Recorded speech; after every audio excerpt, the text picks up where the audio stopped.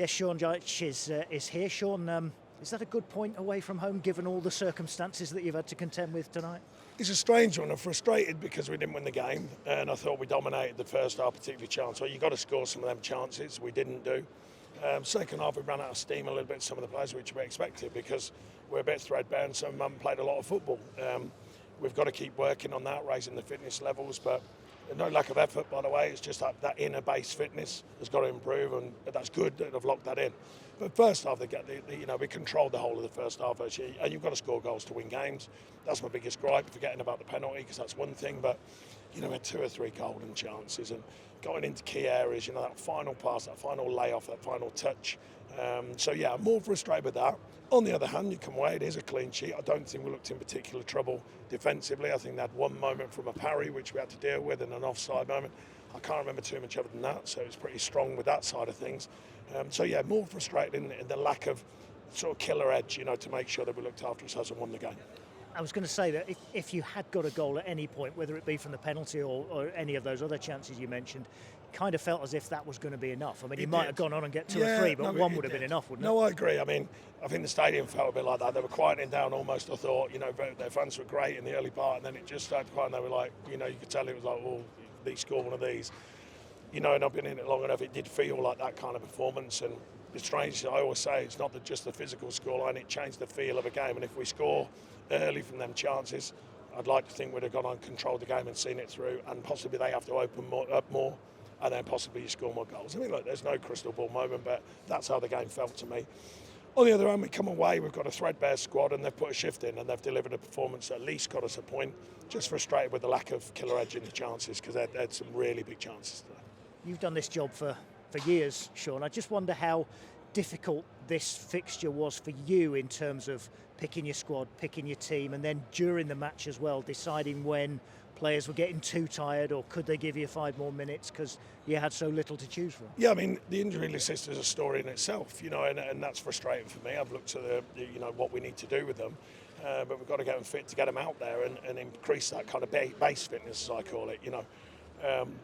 It's very frustrating to come to these games because we want to win for Nottingham Forest Football Club back in Europe, of course, and we haven't got the side that can necessarily do it. Well, certainly from the bench, it was very difficult from the bench. The team was basically what I felt was the best players we could put out there. And some were very good, I must make. I thought Ibra was excellent today. I thought Yates alongside them two, very strong. Barato did a good job. John comes in, gets a clean sheet. These are these little things, but there's some good performances. It's just that, it's a strange game because people come away frustrated, and I'm sure fans are. But another day, if you win that, everyone goes, they were the stronger side, and they look like it. So goals change games, they change the feel of games, or they change the aftermath of games. But a lot to be pleased with, but we've got to, you've got to take them chances to win games. Yeah. Again, you just go back to the penalty, for instance. If that goes in and you win the game 1-0 with the squad that you've had available tonight, and everybody goes, well, cracking 3 points there. Of course, yeah. I think there's a reality to the challenge. I've spoke openly about it. I never lie to fans.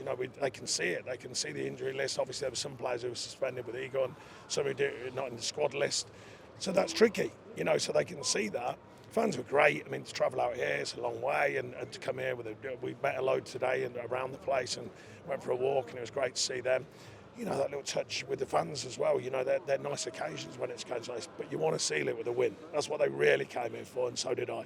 So I'm just frustrated on that side of it. What about some of those players that we haven't seen tonight? Obviously, there's the likes of Callum Hudson-Odoi. Got his injury, didn't he, on Saturday? I wonder how he is. And no Elliot Anderson tonight. There was no apparent injury to him. Has he picked up something? No, he's been carrying a number of injuries. Not serious. Obviously, he's been managing to play. He's had a heavy game schedule. He's been carrying knocks, and we're like, well, hang on, we can't just keep going and keep going and keep going. At some point, he'll break if we're not careful. So we had to make a judgment call on him. All the others are injured. So, until we can get them fit, it's going to be a challenge. That's quite apparent. We hope the international break gives them a bit more time, obviously, with no game schedule. So that knocks off, or brings them back, hopefully, for more game time during that period. It is what it is. I'm working with 2 different managers' squads and trying to build that together and trying to bring my own routine in and my own regime and how that works, and the players adapting challenges, etc., etc. There's a lot going on and a lot to work out, a lot to process, but the basics have to be done, and the basics is win games. I haven't lost sight of that, I can assure you. Let's just finish it with a word. You touched on them earlier for the supporters that have come out here. What, 1,400 or so? Like you, we were in the centre of Graz today and talking to some of them. I think, notwithstanding that you didn't win the game, they've had a great time and they seem to have represented the club well.